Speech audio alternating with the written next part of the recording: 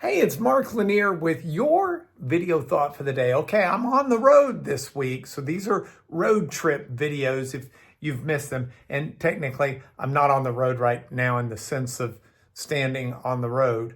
Like the old joke about Willie Nelson getting hurt because he was playing on the road again.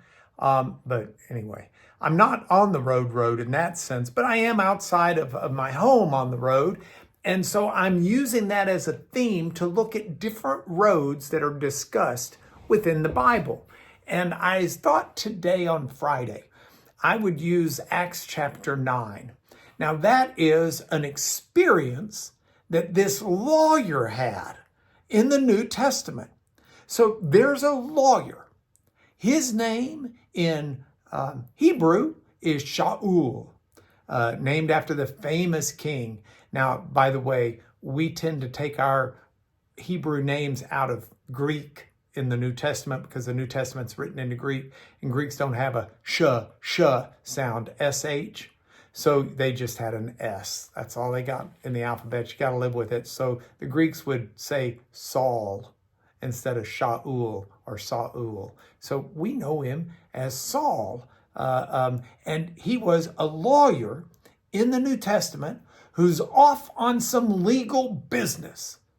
He's headed down the road to find and arrest some Jewish people that he believed were violating the laws of Moses that were the religious, but also the social laws for many of the Jewish people in the world at that time, certainly in that area of the world.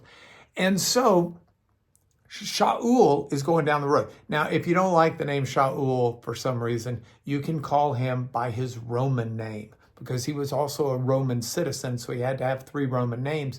His Roman name was Shorty, although in Latin that's Paulus, and in English it's Paul, but Shorty to you and me. So Shorty's going down the road, and he's got some people with him, and he's seeking to arrest these people in Damascus because they believed that Jesus, Yeshua in Hebrew, was the Messiah, was the king, and not just a king, but was actually God, which made it, in the mind of Shaul, a blasphemous thing because there's only one God.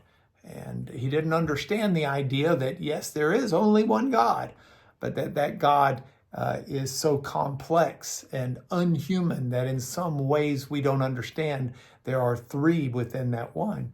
Anyway, so he's going down the road, and he's going to arrest and either imprison or perhaps stone, see to the punishment, these blasphemers.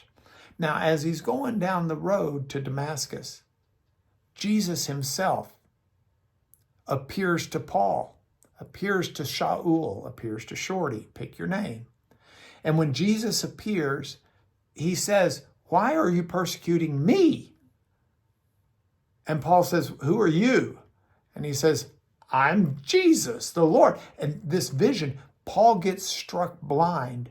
But I mean, there's no doubt in Paul's mind, he has seen the resurrected Jesus. And it radically transforms his life. He's no longer a lawyer out to get those who believe Jesus is the Messiah. He's actually a believer that Jesus is the Messiah. And on a dime, his entire life turns around to such a degree that he's willing to suffer outstanding punishment. He's willing to be ostracized from his community, arguably his family.